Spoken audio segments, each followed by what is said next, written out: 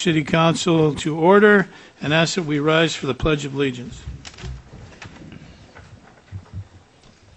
I pledge allegiance to the flag of the United States of America and to the republic for which it stands, one nation, under God, indivisible, with liberty and justice for all. Call the roll, please. Councilmember Gilbert Lopez. Here. Councilmember Steve Hudson. Here. Councilmember Robert Huddleston. Here. Vice Mayor Jackie Henry. Here. Councilmember Gary Lewis. Here. And Councilmember Tatiana Murrieta. Here. And Mayor John Thompson. Here. Okay, thank you. And here we go with some under presentations are the proclamations. I see we have three of them. Item number 3, proclamation, Letter Carriers Food Drive Day. I'm going to read it now. Whereas the National Association of Letter Carriers, Branch 704, represents all letter carriers in Coolidge and many other post offices in southern Arizona, and whereas NALC Branch 704, the United States Postal Service, and the AFL-CIO have joined together with local community food banks for the past 16 years for annual Letters Carriers Food Drive, and whereas the food drive was initiated in 1991 to assist the many community food banks, food pantries, and homeless shelters throughout the nation, and whereas the food drive effort is a community-based endeavor and all food items donated remain within each local community to serve the needs of the community, and whereas in the year 2014, NALC Branch 704 letter carriers collected 714,000 pounds of food in southern Arizona. Now, therefore, I, John Thompson, Mayor of the City of Coolidge, Arizona, do hereby proclaim Saturday, May 9th, 2015, as Letter Carriers Food Drive Day in the City of Coolidge, and encourage all of our citizens to join in this important effort by leaving food items near their mailboxes on Saturday for letter carriers to pick up as they make their rounds, and further to offer our appreciation and admiration for our local letter carriers for the enthusiasm and unique contribution they are making toward the betterment of the community. Okay. So, what is it, May 9th, don't forget to put some food out by your mailboxes. Moving on to item number 4, which is a proclamation, Foster Care Month. Office of the Mayor proclamation, Foster Care Month, May 2015. Whereas the family, serving as the primary source of love, identity, self-esteem, and support, is the very foundation of our communities and our state, and whereas in Pinal County there are over 1,100 children and youth in foster care being provided with a safe, secure, and stable home, along with the compassion and nurture of a foster family, and whereas all young people in foster care need a meaningful connection to a caring adult who becomes a supportive and lasting presence in their lives, and whereas foster, kinship, and adoptive families who open their homes and hearts and support children whose families are in crisis play a vital role in helping children and families heal and reconnect, thereby launching young people into successful adulthood. And whereas dedicated foster families frequently adopt foster children, resulting in greater need for more foster families, and whereas there are numerous individuals, public and private organizations who work to increase public awareness of the needs of children and leaving foster care, as well as the enduring and valuable contribution of foster parents, and the foster care system is only as good as those who choose to be part of it. Now, therefore, I, John Thompson, by virtue of the authority vested in me as the Mayor of the City of Coolidge, do hereby proclaim May as Foster Care Month in the City of Coolidge and urge all citizens to come forward and do something positive that will help change a lifetime for children and youth in foster care. Is there anybody here from the court? I see Judge Odom sent this up. Okay. All right. Now, item number 5 is another proclamation, Purple Heart City.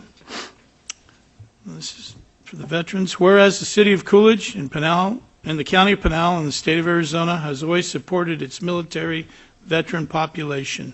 And whereas the Purple Heart is the oldest military declaration in present use and was initially created as a badge of military merit by General George Washington in 1782, and whereas the Purple Heart was the first American Service Award or decoration made available to the common soldier and is specifically awarded to members of the United States Armed Forces who have been wounded or paid the ultimate sacrifice in combat with the declared enemy of the United States of America, and whereas the mission of the Military Order of the Purple Heart is to foster an environment of goodwill among the combat wounded veteran members and their families, promote patriotism, support initiatives, and most importantly, make sure we never forget. And whereas the City of Coolidge has many highly decorated veteran population, including many Purple Heart recipients, and whereas the Coolidge appreciates the sacrifice of our Purple Heart recipients made in defending our freedom, and believe it is important that we acknowledge them for their courage and show them the honor and support they earned. Now, therefore, I, John Thompson, Mayor of the City of Coolidge, Arizona, do hereby proclaim the City of Coolidge as a Purple Heart City and encourage the citizens of Coolidge to show their appreciation for the sacrifices of the Purple Heart recipients have made in defending our freedoms, to acknowledge their courage, and to show them the honor and support they have earned. Item number 6 is a monthly report by the Coolidge Youth Coalition, and I see Sharon. Welcome. Good evening, Mayor, Vice Mayor, and Council. Real quickly before Sharon comes up, as some of you may know, in addition to being the Director of Parks and Recreation, I'm also the President of the Coolidge Youth Coalition. And real quickly, I'd like to introduce our new program coordinator. Her name's Amanda Alexander. Some of you may recognize her. She did work for the City of Coolidge. When we took over the Adult Center, she was our first coordinator in charge of the Senior Center. So she helped us with the vision and to lay the foundation and at that center and turn it into a reality for us before she moved on. Even though I was trying to hold her back, she moved on for a little while and then realized, how much she cared for Coolidge. So we brought her back in a different capacity. So once again, Amanda Alexander, and I'll bring her up just to say a few words before Sharon gets up. Hello, everyone. As Rick said, I do have prior experience here in Coolidge, and I'm very, very happy to be here. It's just a blessing that this position opened up for me. My heart is here in Coolidge. I want to do what I can for the community. I'm very excited to work with the youth, and I do come from Illinois originally, so on top of being very excited to be here in Coolidge, I'm excited to be in Arizona in general. So I'm very excited to work with all of you, and thank you for everything. So. Welcome back, Amanda. Thank you.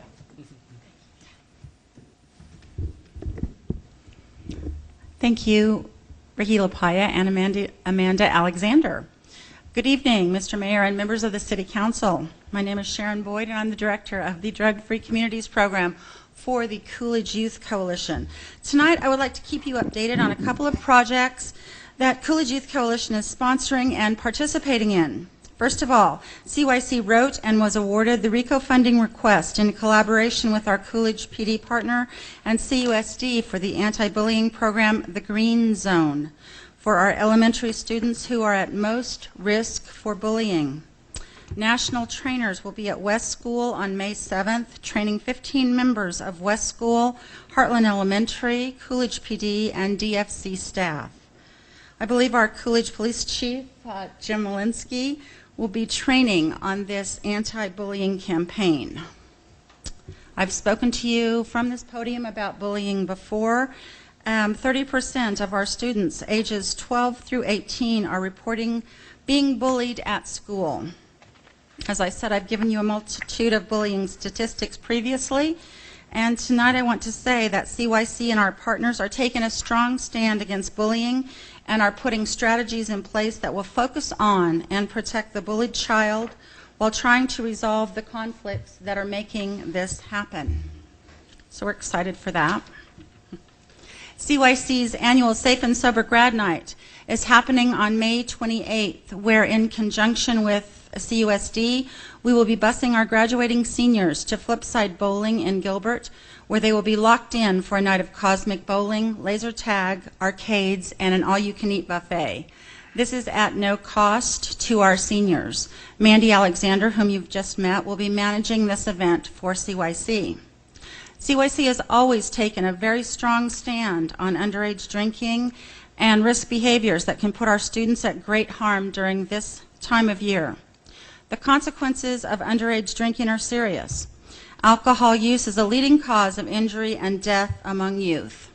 The image our teenagers get from the media and their peers is that drinking is parties, good times, and being cool. The reality is exactly the opposite. The reality is actually car crashes, missed classes, broken promises, and a gripping addiction. Most teens think that alcohol doesn't affect them, and most parents think their teens are not drinking. Think again. Know the facts. They are sobering. 30% of our kids reported having a drink in the last 30 days. So I would ask all of you to start a conversation. If you are an educator, teach. If you are a parent, counsel. If you are underage, don't drink. And in closing, I would like to give a huge shout out and thank you to our Coolidge Police Department partners for their generous donation of $500 to our Safe and Sober Grad Night. Our law enforcement in this country are under attack every day. Our law enforcement officers are never off duty. They are dedicated public servants who are sworn to protect public safety any time and place that peace is threatened. They need all the help they can get. CYC appreciates and supports our Coolidge PD, and if anyone thinks that police officers are disconnected to their communities, that they do not care about the safety of all of their citizens, regardless of race, creed, or color, then I invite them to come to Coolidge, Arizona, and see how it is done. So we want to thank our Coolidge PD, and I want to thank you for your time tonight. Thank you. Thank you, Sharon. Okay, item number 7 on the agenda, presentation of the 2015 Citizen Survey, and that's yours, Bob? Yes. Many of you heard the mayor's State of the City address, and he referred to the citizen survey in his talk. We were able to send out the survey to the Coolidge residents, and we received 750 responses back. And what was interesting about that is that over 80% of those 750 responses were people that were homeowners, and 84% were between the ages of 46 and 56 plus, and 45% had lived in Coolidge for more than 20 years. So it was a pretty good, solid group of respondents. We had 45 questions that were asked, and the top 5, we gathered them into about 12 groups for reporting. The 5 positive issues were garbage collection, public library, fire, police, and sewer service. And the top 5 negative issues were street repairs, Coolidge as a place to work, recycling, economic development, and storm drainage. If I gave everybody a copy of the hard copy, even though you have one in your electronic version, but if you'd like to look it over, if you have any questions or you want to have more analysis done, feel free to ask, and we can give you that response back. But in all, I think the survey was done for $3,000. Most surveys are upwards of $10,000 to $15,000 if you do it commercially. So we were able to do this in-house for $3,000. So, Mr. Mayor. Is that? Well, thank you, Mr. Flatley. And actually, as I've stated many times before, the reason I was looking to do this was because we have a budget. We're actually in the budget process right now, and I think it's important that we as a council hear from where the taxpayers think the main problems are, so we can allocate our funds appropriately. You know, if there's no point in putting it in the positive side as much as, you know, the negative things, we need to correct some problems. So That was why we did this, to kind of get a baseline of where we're at. And if we do one next year, it'll probably give us a better indication. Maybe more people will participate, knowing that the results do get looked at, and hopefully the council will look at where the monies need to be placed according to the people that send in the surveys. So And I some don't of those have- negative ones too. No, the I'm negative, sorry to- yeah, we You know, need was to- the street repairs, and we all kind of knew that that would be a negative because, and that's why we've put a lot of money in the last 2 years in roadway improvement. The other thing, recycling, we know we need that. A third one is what's the third one? A place to work. Well, we know we need jobs, and economic development was another negative. So that was obvious also that we've got to continue to work on economic development and promote industry and retail development in the city. As a place to work, it's farther than just the city council, though. Our workforce needs to get better educated and better trained, and that involves other entities in this community. But yeah, if you look at it, if you actually take a look at the entire thing, it's not really, the results aren't that terrible, but we knew that roads, I think everybody here knew that roads were going to come in top of the pile. I was more interested in 2 down to see where we were with the rest of it, because there's not a street you can drive down that you're not going to have some type of an issue with, even though I think we've been doing a good job. We've spent quite a bit of money in the last 2 years to try to improve our roads. So, but they were in pretty bad shape. So, any comments from anybody? Mayor, just yeah, this is great. I think, like you said, it's a really high response for a survey. I mean, surveys usually don't get this. Really, they don't do that well. This is really good, I think. And I think, as the mayor said, the things that are interesting is where the citizens scored us high and some of the things we need to do. So.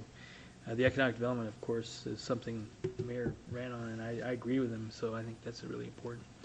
So it's very good. It's pretty obvious that a lot of people are really concerned about recycling. So I think we're probably going to have to, and I'm sure we can do a better job than some of our neighboring committees that charge twice as much as we do and don't provide some of the services that maybe they should. Go ahead, Rob. There were 753 sent back. Yes, That is excellent. And you said the age range was 45 on up? Well, the 84% of the returns were from people that were 46 years to 56 years and over. And are those, do we know, are those property owners, or are those, does that include renters? Well, 80% of the residents, they were all city residents, but 80% of the respondents were homeowners. So pretty clear that they were homeowners. And what was nice is that 45% have lived in the city more than 20 years, so they're people that knew.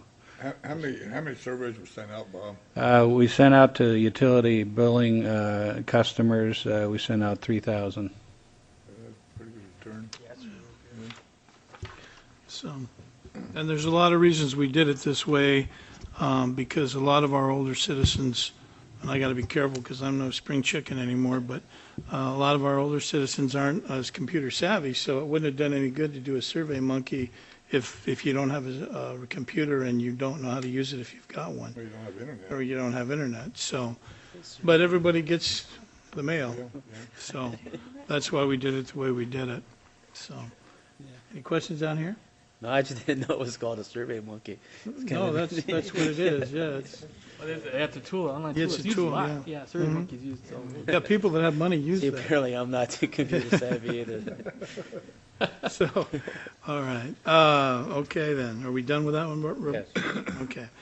All right. We're going to move into call to the public. At this time, I would ask whoever has anything to address the council on, step up to the podium, say who you are, and what your address is, and you've got 3 to 5 minutes to tell us what your concerns are. Good evening, Mr. Mayor, Vice Mayor, members of the council.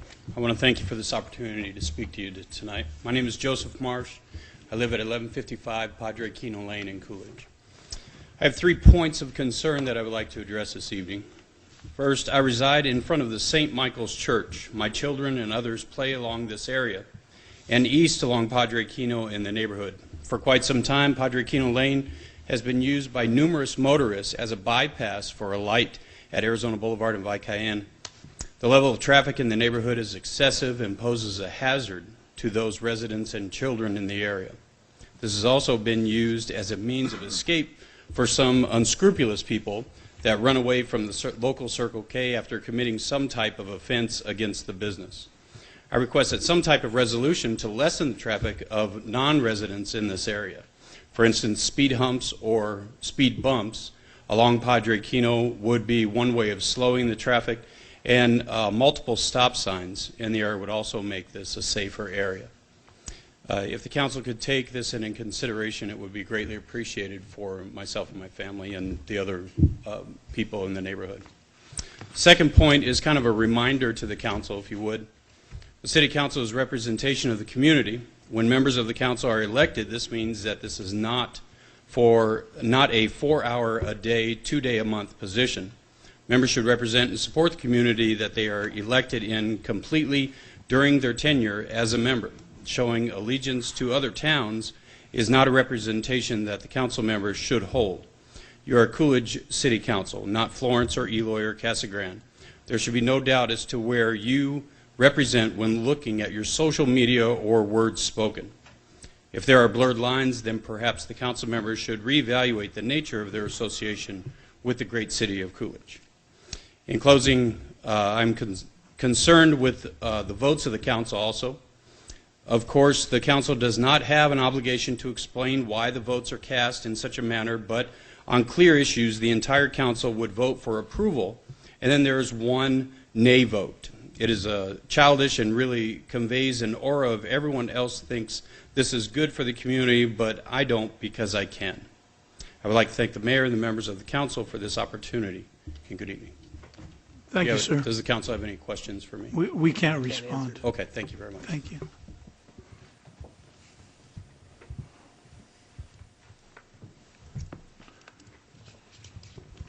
It appears that Councilmember Lewis is stepping away from his council member position to speak as a private citizen on the call to the public. Is that correct? Yes, Mr. Mayor. Fitzgibbons? Yes, Mr. Mayor. He Okay. has a right to do that. Okay. A little unorthodox, I know. State your name and your address for the record, please, sir. My name is Gary Lewis, and I live here in Coolidge, Arizona. I don't believe any of us have met, but nice to meet you guys. It's kind of funny what I'm going to talk about. Kind of hits on what the gentleman before me said, so it probably might make him a little bit upset what I'm going to talk about. Before I've made a written statement, because what I'm going to talk about, I can go on for probably about 3 days, but I know we don't want to stay here that long.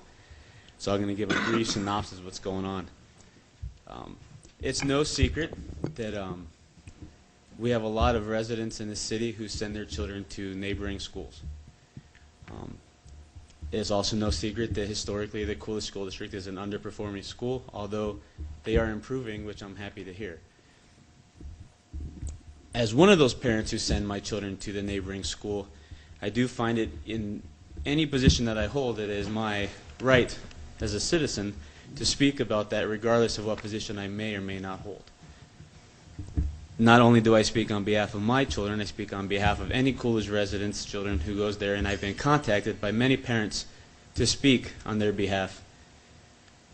So I'm going to go into my little speech that I made. And this is a lot more nervous talking in front of you guys this way than sitting up there with you, I'll tell you that. Currently, the Florence School District is going through changes which do affect Coolidge students. Recently, the Florence K principal was abruptly removed from his position and replaced with a principal from another school in the district. Mind you, the principal who was replaced was brought to the Florence School last year to help it improve, and as he has a proven track record within the district for improving the schools. Now he is replaced by somebody who the superintendent's claiming can do the same thing. The issue is, staff and students know the reason for their principal's removal. The fact of the matter is that he stood up against the school board last year when they were trying to make the Florence K-8 a middle school option where they were going to bus all the children outside of the city to a middle school. which would affect the Coolidge students as well, because not only now are they going to go to Florence, they were going to get bused up towards the Magma Ranch, which is another 15 miles north, which would have affected a lot of parents who can't attend meetings as it is and school events because now their kids are 15 miles further. And the middle school option is still in play. The principal knew at the beginning of the year, as he told his staff, that he was going to be replaced. He had a feeling that it was going to happen, and it did happen during spring break. This would greatly affect the Coolidge kids, as I said, as they would have to go even further to attend school out of district if they desire. Numerous parents have met with the superintendent, Amy Fuller, only to be shut down, fed lies, and have questions go unanswered. They were told to speak with the assistant superintendent, who in turn advised he cannot answer any of their questions and that they'd have to speak with the superintendent. And that is where the magical dance in the district begins. Mrs. Fuller meets with parents and children until she can no longer has a need or feels you are no longer an issue for her. Case in point, she recently met with a parent who publicly voiced concern over hearing the new principal, Mrs. Pike, publicly degrade K-8 staff and students at a local area restaurant. Also present was the new principal's son, who's a high school teacher. He, too, had choice words for his peers. Instead of investigating the allegations of misconduct, Mrs. Fuller called a meeting with this parent and used the parent's employer's code of conduct against her and advised her to remove all public comments about the incident, or she would go to this parent's employer, which so happens to not be within the school. Based on this and other issues, approximately 12 to 13 teachers have recently resigned from the Florence K-8. Some have spoken at the previous board meeting, only to be later handled by Mrs. Fuller. A student spoke out of that meeting, uncoached and completely on her own free will. Ms. Fuller later met with that child to give her an education on what free speech was and confront her about her speaking in front of the school board. Parents have reached out to board members only to be ignored and referred back to Mrs. Fuller for a continuation of games. The biggest concern of the public is a claim by Mrs. Fuller that the FK8 has cheated on testing because they showed improvement. Apparently, the Florence schools in the city can't improve because when they do improve, they cheat, which affects, again, some of our students who go there.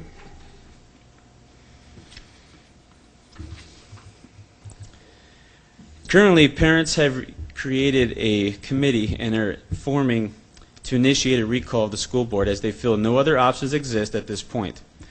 I ask you, as citizens, to educate yourself on the situation. Ultimately, what will reign as a huge loss for Florence will end as a gain for Coolidge. I am hoping with the trouble that's going on at Florence, Coolidge School District can grab some of these highly educated teachers who are very well performing and bring them to our district along with bringing our students back. And with that said, that's the end of my speech. And they do have a board meeting on May 13th at the Florence High School, 6 o'clock. If you would like to speak in front of the meeting, you have to be there by 5:30 to sign in. Now, I apologize in advance. I understand that most people are going to think this has nothing to do with the city of Coolidge. That's correct. It has to do with the schools, which are completely separate from the city government. It is my position as a parent that if we're going to send our children out of the district, we need to be informed, involved, and educated. So with that said, I'm also going to apologize because I'm sure me speaking out today is going to bring some members at our next meeting to publicly address somebody on the council who can't answer back, because that is what they wish to do. And with that said, I thank you for your time. Thank you, sir. I'll wait till you get back up here so we can get started on the items for consent. Nobody else for call of the public? Anybody else for call to the public? It doesn't appear so. Maybe. Okay, the next item on the agenda is business items for consent, items number 8 through 14. Before I read these, does anybody have anyone that they want pulled off of the agenda? No, sir. I'm not seeing anything, then it looks like, oh, and I see some a resolution on there too. So, okay, here we go. Item number 8. Consider approval of making the fourth quarterly payment to Access Arizona in the amount of $4,455.75 for the FY 14-15 membership. You guys didn't change this agenda on me again, did you, Bob? Okay, item number 9. I just want to make double sure before I read it all, and then you tell me it was wrong.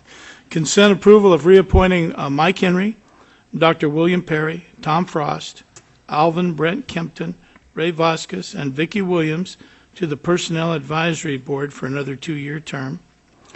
Item number 10, consider approval of entering into a contract amendment number 11 between the Arizona Department of Economic Security, Department of Developmental Disability, and the City of Coolidge for the purpose of providing fire protection services for the Arizona Training Program Center through June 30th, 2016. Item number 11, consider approval of entering into an assignment of interest and purchase of sale agreement and consent between Bright International Corporation, Bright Coolidge Property LLC, and the City of Coolidge to complete the sale of the 10 acres to Bright International. Item number 12, consider approval of accepting a Governor's Office of Highway Safety 2015 Buckle Up Arizona Enforcement Campaign Grant, contract number 2015 CIOT-005 in the amount of $3,000 awarded to the Coolidge Police Department for expenditures related to the 2015 Buckle Up Arizona It's the Law campaign, authorizing the city manager and police chief to execute the GOHS contract. Item number 13, consider approval of entering into a sub-grantee agreement number 13 AZDOHS-OPSSG 130315-04 between the Arizona Department of Homeland Security and the City of Coolidge Police Department for the FFY 2013 Operation Stone Garden Grant Program in the amount of $14,300 for the OPSG overtime and to approve expenditure of said funds. And item number 14, resolution number 15-14, a resolution of the City of Coolidge authorizing the submission of an amendment to the Arizona Department of Housing. Okay, there they are. And there is a resolution, so we'll need a roll call. Mr. Mayor, before you take a motion, I just wanted to clarify that with regard to item 9, that is a voluntary position on our personnel board. It's not a paid position, so it's no conflict for the vice mayor to vote on that, on item 9. Okay. So we didn't call for it to be removed from the consent agenda. Okay, well, thank you, sir, that, yes. And they don't meet that often, but you're right, the consent agenda is, okay. All right, we need a motion? Mr. Mayor, Yes, sir. make a motion that we approve consent agenda items 8 through 14 as read. I second it. Okay, there's a motion and a second. Since there's a resolution, there'll be a roll call. Okay. Councilmember Tatiana Murrieta? Yes. Councilmember Gary Lewis? Yes. Vice Mayor Jackie Henry? Yes. Councilmember Robert Huddleston? Yes. Councilmember Steve Hudson? Yes. And Councilmember Gilbert Lopez? Yes. And Mayor John Thompson? Yes. Thank you. Business under regular items. Item number 15, authorize staff to proceed with a traffic analysis for the traffic calming at Central and 7th Street, including a 4-way stop warrant analysis, neighborhood discussion, education, and bringing results back to the City Council for action. And I believe that's, who's got that? Susanna, there she is.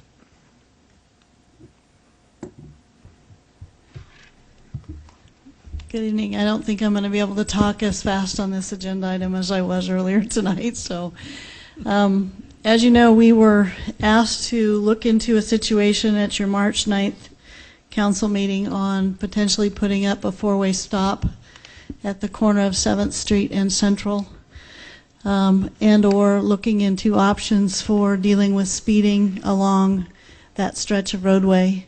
Prior to the petition being presented to you, the police department had been working with some of the members along Central Avenue, Mr. and Mrs. Clemens, who brought the petition forward to you in regards to the speeding. They had done some enforcement and some other items there, and I guess not really seeing any change in results, but not necessarily recording anything that was completely out of the normal for certain areas. So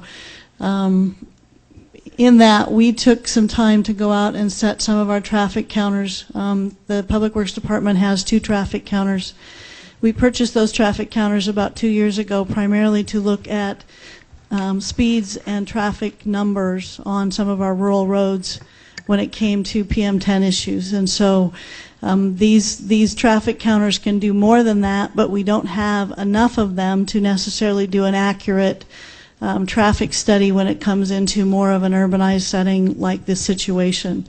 We did, however, set the counters out on 7th Street about 200 feet either side of that intersection to check and see what we were getting. Now, one of those counters, the tubes that we put across the road did not stay down, and so the accuracy of that counter was really poor. The other one, however, did show that we were seeing a lot of difference in traffic between the weekends and the weekdays. It was also showing that we were starting to see some traffic counts that were raising up a little, or some traffic speeds that were raising up a little higher. But in checking with other agencies, we did, I guess, ask them, is this abnormal for you? Is this what you're seeing in some of your urbanized areas? And relatively, the speed limits in what they consider an 85 percentile, which is kind of the speed that most people drive in, is the average speed within this time frame of the 85 percentile. During the weekends, they were looking at about 30 miles an hour. As we moved into the weekday, though, that went up to about 35 miles an hour. So we're now getting into a situation where things are starting to climb a little bit. We're also seeing where we had between 400 and 500 vehicles per day going both ways on that street. On the weekends, they were climbing up closer to 600 and 700 during the weekdays. So we are seeing some traffic patterns in there. As a engineer, I've always been told that stop signs are not the thing to control speeds.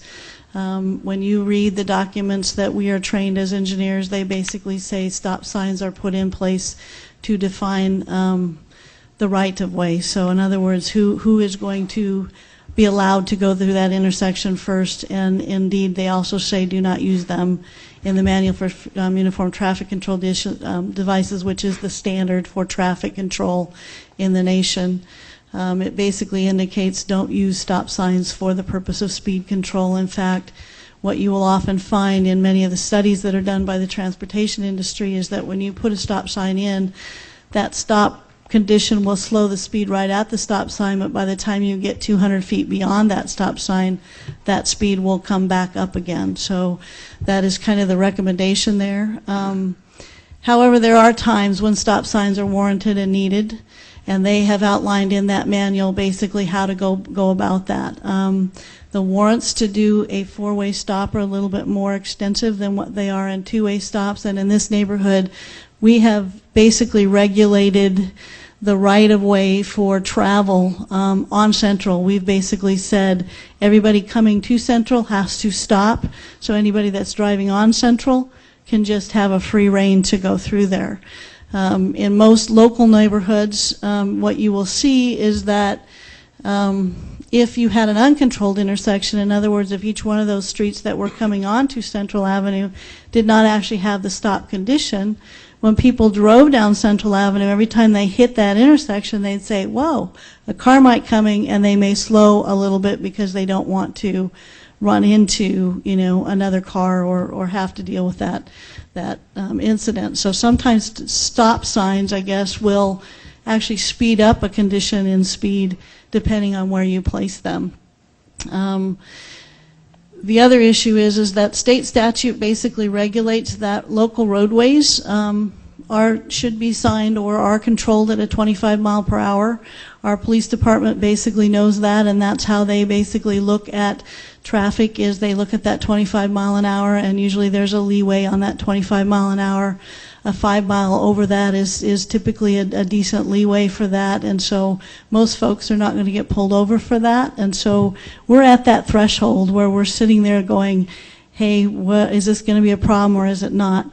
Now, the uniqueness of this neighborhood is that Central Avenue is actually what we would consider one of the few through streets in our community that take us from a collector, which 9th Street is defined as, all the way across the boulevard to the other side of the railroad tracks, and it's one of the few roads that we have that happens. You've got Vakian that does that. You have Central Avenue that does that. You have Coolidge Avenue, and then you start getting into more of our rural roads, more like Martin, and Martin is probably also, has similar issues where we're fronting traffic on that road, but it goes all the way across town. And just as a side note, today I needed to get from Signal Peak to Val Vista following the speed limits and needed to get down to City Hall, and I said, which is my best and easiest way to get there? I went down Coolidge Avenue, turned on 9th Street, turned down Central, obeying the speed limits the whole time that I was on this, was able to make the light at Central and get to City Hall in a decent space. And that is one of the few streets we have in town where you're avoiding schools. You've got a school at Vakian, you've got a school at Northern, you've got a school at Coolidge. So depending on your time of day, you're also looking at the fact that everybody else is being regulated to a 15-mile-per-hour zone, and if you really want to go in, a normal speed, Central Avenue ends up being one of the few roads that we have where you can do that in the inner core of our community. So, analyzing that, looking at that, seeing the little bit of data that I gathered, I did talk to a couple traffic engineers and ask them to give me a ballpark price to come in and actually do a study that would be required to look at the speed limit and say, is it going to be reasonable? Is there things we can do with that speed limit to reduce it? And then also look at potentially that four-way stop. I'm not saying that either one of those are not a doable thing, but based off of the way state statute states as well as that federal guidance, I think it's really important that if we continue to change the traffic control in this area by either putting stop signs or reduced speeds or speed humps or other things that may be necessary to look at potentially speeding or slowing down this, that traffic study is a necessity on this road just because of the amount of traffic that it has the potential to gather. Although I would say that we could probably do the majority of this. What I've proven is, number one, I only have 2 traffic corners. I need 4. So I would have to find 2 other. And we have not done a lot of these studies internally. When we have done studies in the interlands, we have used, or the outer area of the town, we have actually used the county to help support that. I have looked into, like I said, a couple traffic engineers that have familiarity with neighborhoods like this, and they have given me a price at this point in time that ranges anywhere from $6,000 to $10,000. I don't have a definitive at this. A lot depends on whether they can use my counters, and set those themselves or not. So there are some things that we can do to reduce that cost. I'd like to continue to look at that. But this is really kind of starting to set a precedence for us of when we would put traffic control devices in. If we put that 4-way stop in and we don't follow the guidance of what that MUTCD says, we have an accident at that intersection, which at this point in time, in 5 years, we're not showing any accidents at any place other than where the signal is on 87.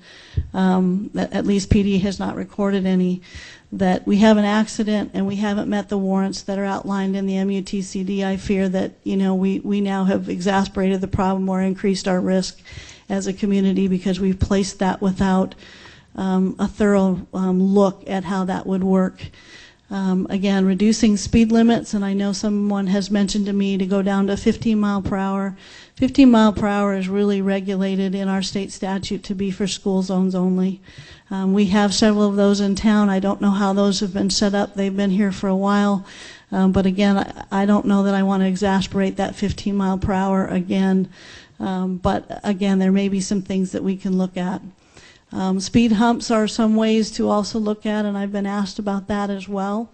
Again, a traffic study helps us justify those and helps us set those where they most are likely to do the best work for us. So all of those is what I would like to look at and kind of say, how do we set this policy up to move forward? So I guess I'm asking for your support tonight to basically let us kind of maybe take this as a example for us. It'll be one of the first ones that we really spend this amount of time on. It may not be the ones that we have to do forever. We're going to learn off of it. But at least an opportunity to sit down and say, how do we do this, and utilize some experts to bring this at least first one forward to look at. So, and I know that the Clemens are here. I don't know if they have anything else to add or whether you would like them to, but they are here in the audience as well. What I would like to do is it's not as easy as, like I said, just go put a stop sign and be done with it.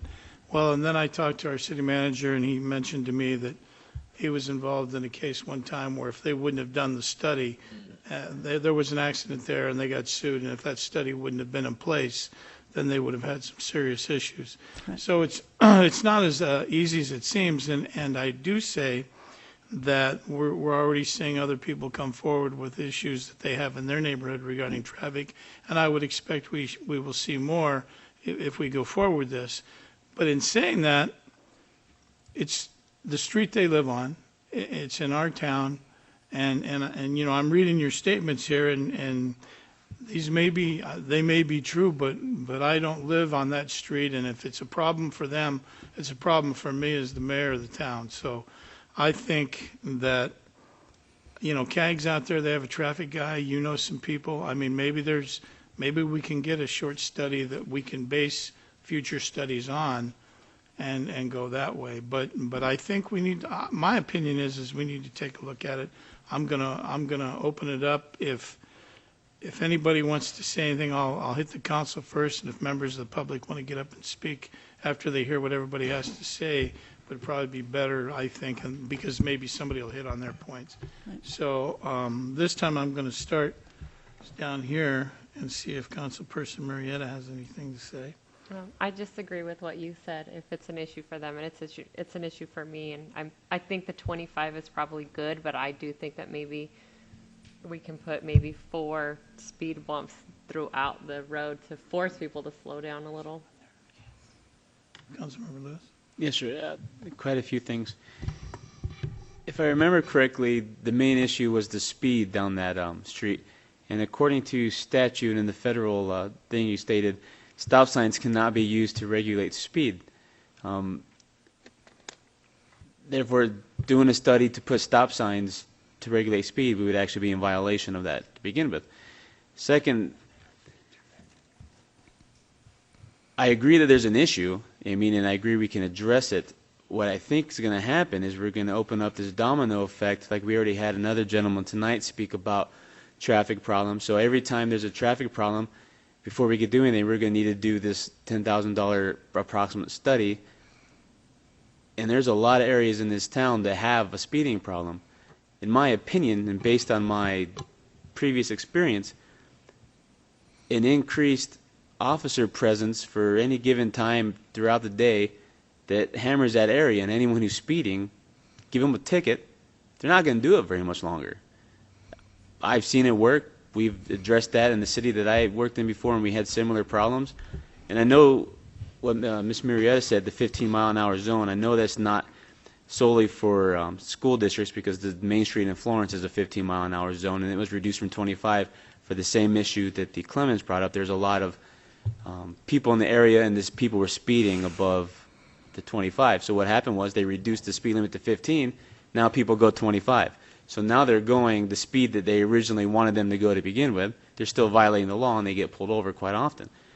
But I think doing this study, when we know there's a problem, and I think we should try a heavy-handed enforcement, educate the public, spend more than just a few weeks, and then see what happens. And maybe we could find a couple more of these traffic counters from another city that will let us borrow them and try to do it on our own before we open up the floodgates of spending $10,000 every time a neighborhood has a speeding issue. Because quite frankly, there's a lot of neighborhoods that have a speeding issue. There's one in my neighborhood. I'm yelling at people from my front yard all the time. But that's just, in my opinion, I think it would be wasteful spending when there's other avenues we should take first before we open up that gate to start spending on every time we need to do a study. Where I live at 4th and Seago, well, I don't live at 4th and Seago, but anyway, there's a 4-way stop there. Do you know if they did the study to put those? I do not know. I don't know how many of the stop signs were set up in this community prior to my being here. So there is no record? I do not have any records of any of that, no. Okay. Because I know that there are more than just that area that have the 4-way stop. I mean, it doesn't always stop people because they run them, but Exactly, just gonna add it, that. it has slowed people down, so.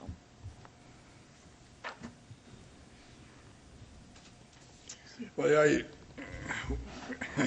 I live on Pima, and which is the next street south of Northern, and we have a traffic problem there. We have a speeding problem. And one of my neighbors had a birthday party, and there was probably 3 or 4 residents on that block that attended that birthday party, and it was brought up about the speeding. And the citizens actually, the homeowners actually said that they would come together and pay for a speed bump on that street, that they would be willing to do that. But as I talked to you, there has to be a survey for it, which I think is totally ridiculous.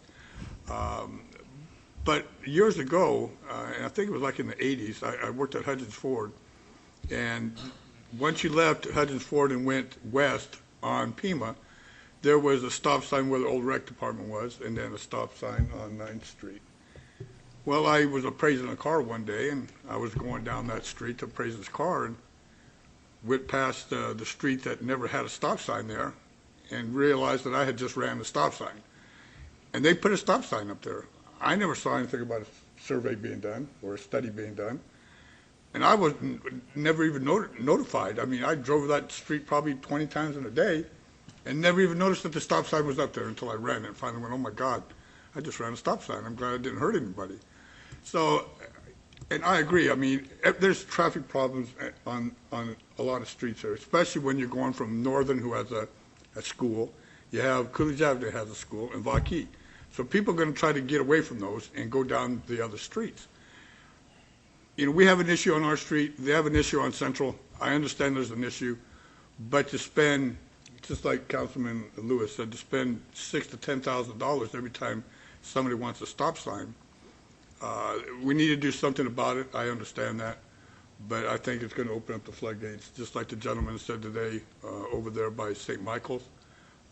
I see that traffic there because I myself go through that neighborhood to get away from the stoplight. So I don't know what we can do about it. I don't know if we can have a study by citizens and members of the city and discuss what we can do. But there is a problem, but to spend $6,000 to $10,000 every time somebody wants a stop sign on the street.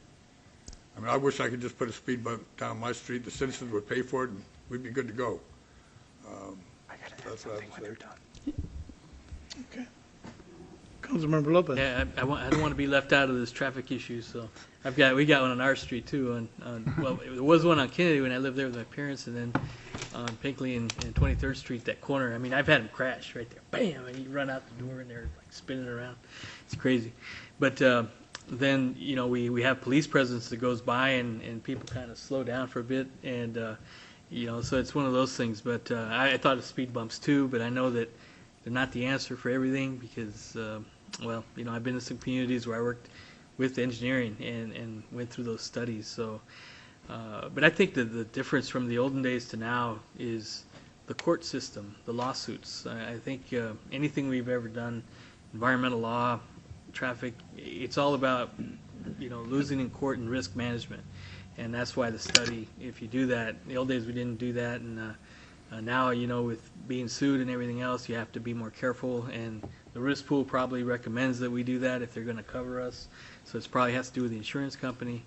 But this street is a little different, I think, because it's central and it's tied to the bigger street and goes down to 9th, and I agree that I think it's maybe a good place to look into a study, but maybe not spend as much. Try to get a cheaper one if we can do that and still meet the requirements. You know, like some of the council members said, borrow the equipment if you can, or see if we can get a decent, a lot less for that, and you know, try it, see. But like you said, use it as a starting point to see what we could do with the others, and then I think you said that they recommend, as you're learning as an engineer, not to use the stop signs as traffic control, but they do tend to slow down traffic. I mean, to a certain degree, even though, as you claim, is after 200 feet, they speed back up because the stop sign slowed them down, so they probably speed up to make up the time they lost.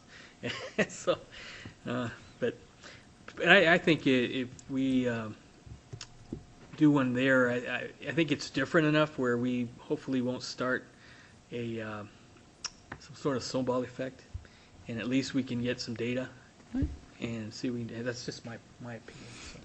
So I would support it. Well, and I would say that it wasn't just one, I mean, they presented a petition with other citizens' name on it, and you were at a party, and, you know, speed bumps have come up before, and we do have a community, is it a country village that has the speed bumps in it? I think that, Yeah, and I can assure you, they slow you down. You know, they really, those ones are pretty high, they really do, so, but, you know, we're talking about, you know, traffic studies and things of that. You know, I don't know. I mean, it's certainly possible that everybody could come in and want a study done, and then I guess we'd have to do a study of the whole town. On the other hand, I still believe that if it's their street, they live on that street, and if they think there's a problem, it's our job here to look into that and see if there is a problem. I think that if we do one and we get the foundation for it, maybe we set up something with somebody and we do a foundation for it, and if you go out and look at them for further on, and if there looks like there's a need, then and we have to do one, maybe we do, but, you know, maybe we don't. But I think when the citizens come, well, I'm not going to get into the garbage issue, but, you know, if we would have had people come in beforehand, maybe it would have got where it got, and maybe it wouldn't have. And I'm not talking about the end result. I'm talking about the way that everybody came in after the fact as opposed to beginning, and maybe we could have solved that problem a little quicker. So, and I know Councilmember Lewis had something to say, and then if you've got something to say, that's fine, and then if somebody in the audience has something to say, that's fine. Councilmember Lewis? Yeah, just wanted to add, you know, we get issues like this quite often, and I sympathize with it, and I think we definitely need to address it. You know, I'm a big supporter and fan of thinking outside the box. Before we go into this study, I know it can be done. I would like you to give me the facts on it, I guess, of putting up a temporary traffic control device change. I know that's allowed. I don't, off the top of my head, I can't give you the specifics on it. And putting up temporary stop signs at the places where we think we may need them anyway for a month, 2 months, and see if that changes anything. If it does, then maybe we can go into a full-blown study and get something permanent done. If it doesn't change, then we can reevaluate, see what else we can do, look in the other options instead of just going head first into option number one. I think we need to kind of figure out the best case scenario that gets the job done and saves us as much money as we can possibly save. Okay, Councilmember Hudson. Obviously, if money were no option or no object to consider, this wouldn't be a problem, would it? Did you say, I just want to make sure that I have this correct, before you put in speed bumps, you have to do a study for that too? So that we're not liable? So once again, it's the lawyers that went out in this. I'm just saying, Dennis. Ain't no lawyer out there building That would be a streets. 7 to Got to have 7 got to temporary 0 speed vote. bumps, temporary stop signs. Anyway, okay, I just wanted to clarify that. And did you say there's private citizens on your street that offered money to put that in? Yeah, I'd like to give them a hug. They need to be put on a banner. No, and there That's was, just great. and you said it was at a party. Well, I mean, these residents have lived in Coolidge, 30 years or greater, had businesses here, and, they were willing to, like, on my street, I think there's like 4 of us or 5 of us that would put in a speed bump, and we would pay for it. Just as long as, I mean, I don't know how much a speed bump's going to cost, but, I mean, if it was reasonable, we'd split it. Easy payments, There's some other $19.95. people on the block that gave interest of it. So, I mean, we're not asking the city to do anything for us. We'd just like to be able to do it. I almost want to do the study just for them. That's outstanding. Well, and then, you have the issues of sooner or later we're going to pave those, and we have the issues with the irrigation over there, the water that's leaking from the pipes. So there's a lot of issues that play into that particular neighborhood. So there's a lot of things to consider. But I'll ask Susan, do you have any response to anything? I have some response, and I want to just make sure that it's clear here. The intent of this study is for us to learn to know better how to set these counters up, how to understand how that data works for other areas in the community. And I am very much aware of Padre Kino. That has been coming across my desk for quite some time on, how do we deal with Padre Kino, and that is another area that I think we have some challenges with because it is a cut-through area. What I am hoping for is, number one, we are in the process right now of embarking on this year's road project program. We have the next month or two to basically get that done and moving forward with that with our staff really putting in a lot of time. That's going to take my time. It's going to take my engineers' time to kind of move forward with that. I would like to get the traffic data put together before we get out of school because I think what is going on with the schools is very important. I really am kind of utilizing this not necessarily as let's do $6,000 or $8,000 every single time we have a request like this, but more of giving us an opportunity to learn, kind of set the policy for us in the future, understand better how your staff can potentially do these studies internally versus having to go out to do them. And yeah, I think that cost may be a little bit high in a lot of respects, but I do think that $10,000 maximum, and I really think we're going to get it done somewhere between probably about $6,500, and maybe we'll reduce that even more.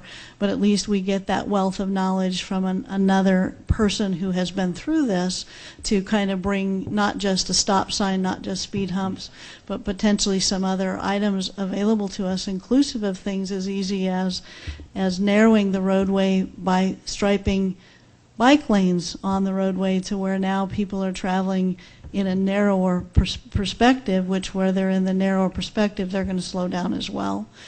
Because they've got the less road to basically drive on. So those are all options. I'm not saying those are the absolute opportunities, but I sure would like to have somebody who can focus on that over the next month, spending the time doing it other than me actually trying to fit it in and my engineer trying to fit it in amongst all the other things that we're looking at doing over the next couple months. So I wished again I could come out and do that, but it's primarily, it also will allow us to potentially meet with that neighborhood because of the challenges that we have, not just in the traffic control at this point in time, but we do have that irrigation. We have those streets that need to be repaired as well, and it starts helping us generate some relationships there and trying to figure out something that will work for that neighborhood, not just, one or two individuals as we move forward. Thank you. Is there anybody in the audience that would like to speak to this issue, or are we good? Welcome back. Hi, I'm Kathy Clemens, and I am the one that presented the petition initially. Our biggest concern at this point is we understand studies may need to be done, what have you, but there has been a significant drop in police presence since our initial complaints to them about this. If maybe that could be kind of maintained somewhat, like, I forget what your name is, Councilman, but a higher presence might help reduce things in the meantime, and that's just our biggest concern is safety. I know there hasn't been any documented accidents, but there was our neighbor a couple doors down, someone had ran into his parked car. Don't know if speed was the result of that or what, but it's not, it's very upsetting sitting in our house eating and feeling like we live on a highway. That's all I have. Thank you. Thank you. Mayor? Yeah. If I could, I'd like to make a motion to table this until we could come up with some alternative ideas and possibly include the Padre Kino area into it as well and knock it all out at once. If I can make that motion. Mm-hmm. Second. All right, there's a motion and a second. All in favor? Aye. We better count them. Go ahead and I'd like a Okay. We can just do a show of hands, Mr. Mayor. show of if you want hands. to. Yep. Oh, Fine. okay. All in favor? Okay. Opposed? We're going to have to do the study anyways. But that's okay. The ayes have it. Off we go. And I think the direction, Mr. Mayor, if I understood right, is to bring it back, but look at maybe doing Padre Kino at the same time. Right, I don't Yeah, put and together. that's, And coming up with some alternative ideas, that's part of it right there. see what is else we could Okay. do. Yeah. If you're doing the study anyways, but nevertheless, that's fine. Item number 16, Consider approval to extend the administrative temporary clerk position through June 30th, 2015, in the best interest of the city. Honorable Mayor and members of council, administration has been through many woes over the past 6 months. In early fall, I would say, probably November, our payroll clerk transferred to the police department. Took us around 9 weeks to get that position filled. As soon as we got that position filled, our other account clerk went out on FMLA, and we weren't really sure exactly when that individual would be back. I asked the city manager at that time if we could do a temporary position for approximately 3 months, and under the personnel policies and procedures, it allows that. So we did we hired a temporary individual, one that we had actually interviewed during the process for hiring the payroll clerk. And we put her on a 3-month temporary contract with us. At the time that individual came back, then we were tasked with basically doing the information dissemination, collection, and tallying of the citizen survey information. So the finance department is actually the department that mailed those out. And I think one of the reasons we had such good response to that is we included a postage paid envelope, self-addressed, for them to mail that back into us. And for those of those individuals that did not return a survey, they have used that postage paid envelope to mail their bill in, so it didn't go wasted. I thought that was great. That second term is due to expire at, I believe it's May 5th. And in the meantime, during any of that downtime, while she was waiting for surveys and stuff to come in and she was doing the tallying on those, she was working with the city clerk, which I'm sure all of you know is a one-person department. And she was helping her to scan documents in and sort of, I don't know how we would ever catch up with that. When we first bought the software to be able to scan the ordinances, resolutions, and agreements into it, we were taking everything from that day forward and putting it in. But there's like 70 years worth of data that's permanent information that needs to be scanned in. So she was working with the city clerk in her downtime to do that. And since that time, before May 5th comes up, the city clerk is out on a leave for up to 12 weeks. So we are asking that the city manager only has the rights under the personnel policies and procedures to extend for that 6-month period, up to that 6 months. And so we brought it before council to see if you would allow us to keep this individual working in the city clerk's department until the end of June. I was just going to say, I'd make a motion if nobody has anything to say. I just want to say something real quick, if I could. I just want to say I've talked to Norma about keeping our temp part. I'm not sure what her title is, and she says she does a pretty good job there. And like I said, probably a few meetings ago, that a pretty good job. Pretty good job, yeah, an excellent job. And we've talked about getting Norma some help. Maybe in this next budget, we're going to try our best to try to keep her around. So I think extending her would be a great service to the city. She's been doing a lovely job. Sure. And if, of course, we were able to add any kind of a position, whether it be a part-time or a full-time position, to next year's budget, we would either advertise internally, which she would be eligible to put in for that, or we would advertise out, and she would be able to apply along with that as well. Yeah. Thank you. All right. Seeing nothing else, then I would ask for a motion. Move to approve. Second. All right, there's a motion and a second. All in favor? Aye. Opposed? The ayes have it. Thank you. Norma thanks you. Oh, I'm sure she does. All right, thank you. Now it's time for a report from the mayor and council and city manager. You start down here, Gil. Mayor, thank you. Just quickly, we talked about economic development earlier in the survey. I was at MAG today, and I picked up some information on some of the things they're doing. There's a thing called bien, which is in Spanish means good, and in French it also means good job, but it actually stands for Building an International Economic Network. And they've been doing a lot of work with Mexico as we went last year to talk about regional economic development. And recently there was an article where TRIO, which is the Tucson Economic Development conglomerate, it's actually the Tucson Regional Economic Opportunities, Inc., and the city of Eloy partnered to create a free trade zone, a foreign trade zone in their airport. So I'm concerned we're falling behind in this area, so I think we can help and try to strengthen. We have our airport, and that lowers tariffs and other things because of the Canamex corridor. So I think we need to work on our economic development, as Mayor, as you talked about. So I'm certainly on board with that. So thank you. Yes, I had the privilege of attending the Relay for Life. That was a week ago, last Friday. And myself and Mayor Thompson and State Representative T.J. Shope had the honor to serve food to the cancer survivors. And also saw Vice Mayor Henry there and Councilman Tatiana.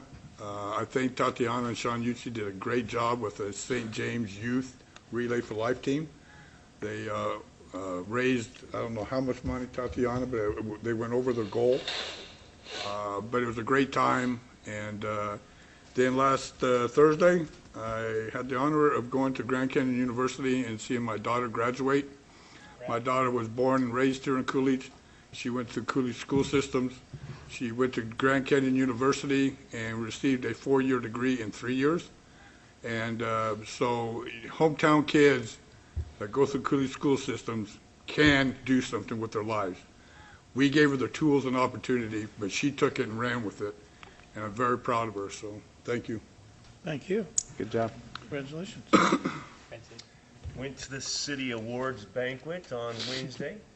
Brownie points. I had to suffer through sitting by Mayor Thompson. No, it was really good.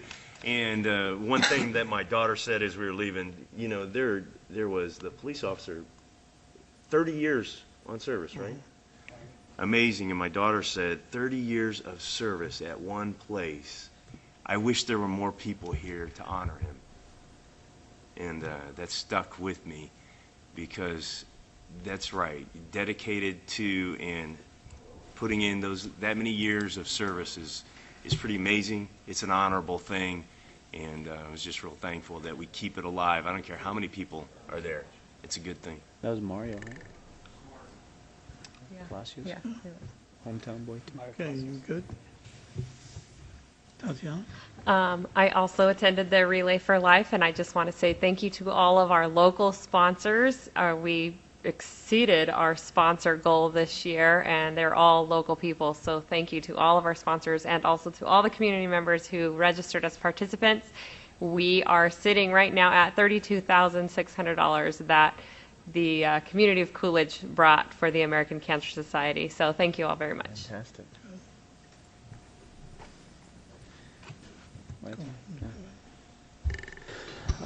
No official meetings. Just meeting with some parents and citizens locally. And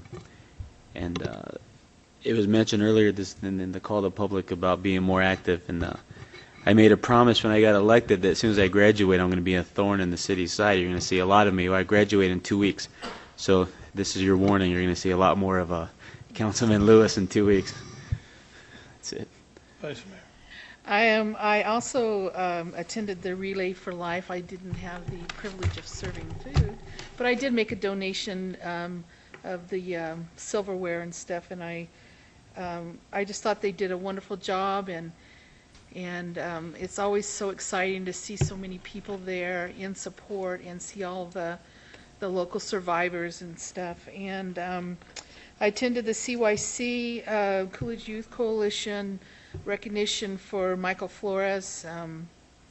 When was that? I thought that was Wednesday. Tuesday was Ricky already left.